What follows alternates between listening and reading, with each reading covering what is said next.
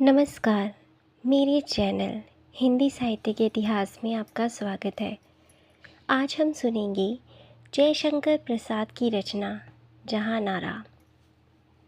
यमुना के किनारे वाले शाही महल में भयानक सन्नाटा छाया हुआ है। केवल बार बार तोपों की गड़गड़ाहट और अस्त्रों की झनकार सुनाई दे रही है। वृद्ध शाहजहां मसनद के सहारे लेटा हुआ है और एक दासी दवा का पात्र लिए खड़ी है। शाहजहां कुछ सोच रहा है और तोपों की आवाज़ से कभी कभी चौंक पड़ता है। अकस्मात उसके मुख से निकल पड़ा, नहीं नहीं, क्या वह ऐसा करेगा? क्या हमको तख्त ताउस से निराश हो जाना चाहिए? तभी जहांनारा कक्ष में प्रवेश करती है। हाँ, अवश्य निराश हो जाना चाहिए। शाहजहां ने सिर उठाकर देखा और कहा, कौन? जहांनारा, क्या यह तुम सच कहती हो?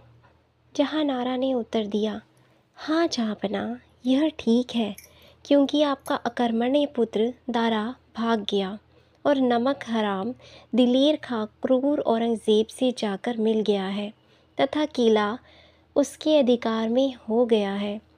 शाहजहां ने पूछा, लेकिन जहांनारा, क्या औरंगज़ेब क्रूर है? क्या वह अपने बूढ़े बाप की कुछ इज्जत ना करेगा? क्या वह मेरे जीते जी तख्त ताउस पर बैठेगा? जहांनारा, जिसकी आंखों में अभिमान का अश्रु जल भरा था, बोली, जहांपना, आपके इसी पुत्र वात्सल्य ने आपकी यह अवस्था की है। औरंगज़ेब एक नारकीय पिशाच है। उसका किया हुआ क्या नहीं हो सकता।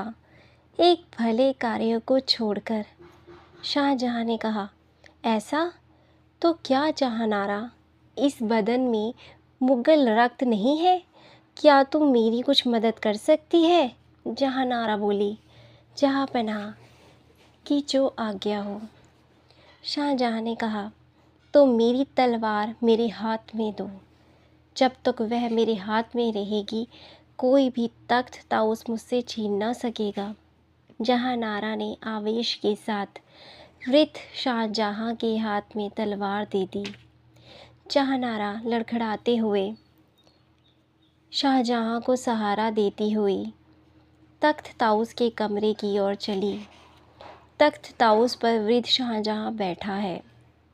उसके साथ नकाब डाले जहांनारा पास ही बैठी है और कुछ सरदार को जो उस समय वहाँ थे खड़े हैं। शाहजहां की इशारा करते ही दरबार ने अपने शब्द कहने के लिए मुंह खोला। अभी पहला शब्द ही उसके मुंह से निकला था कि उसका सिर छिटक कर दूर जा गिरा। सब चकित होकर देखने लगे। सिरह बख्तर से लदा हुआ औरंगज़ेब अपनी तलवार को रुमाल से पोंछता हुआ शाहजहां के सामने खड़ा हो गया और सलाम करके बोला, हुजूर की तबीयत नासाज सुनकर मुझसे न रह गया, इसलिए हाजिर हुआ हूँ। शाहजहां ने कहा, लेकिन बेटा, इतनी खुरेंजी की क्या ज़रूरत थी?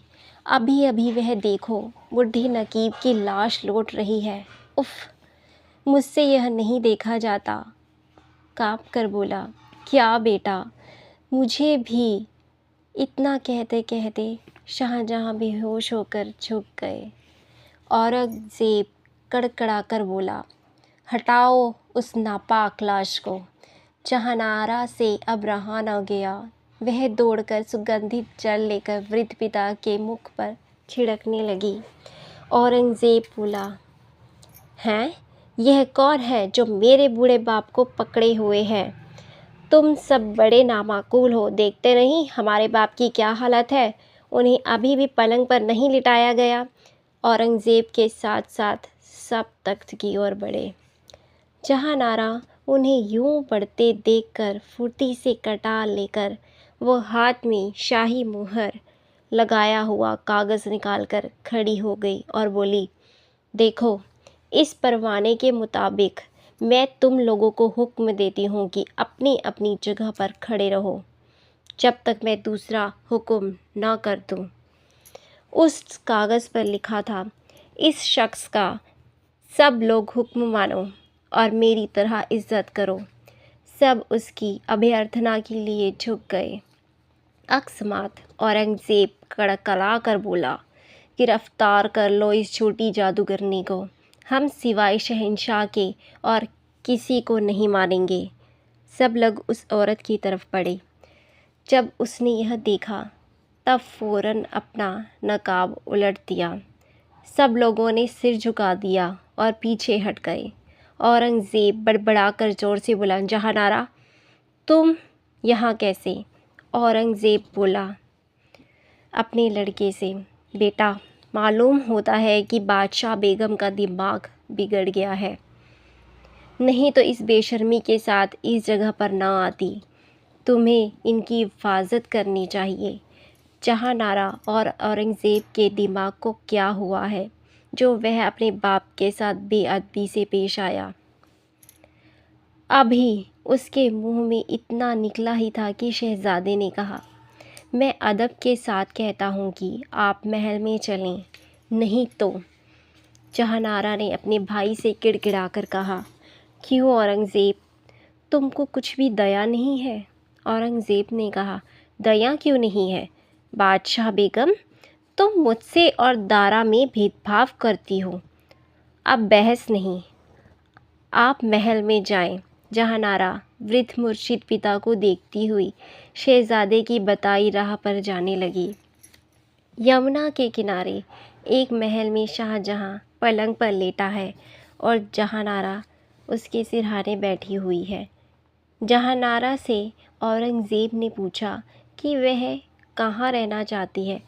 तब उसने केवल अपने वृद्ध और हतभागे पिता के साथ रहना स्वीकार किया तथा अब वह साधारण दासी के वेश में अपना जीवन अपने अभागे पिता की सेवा में व्यतीत करने लगी।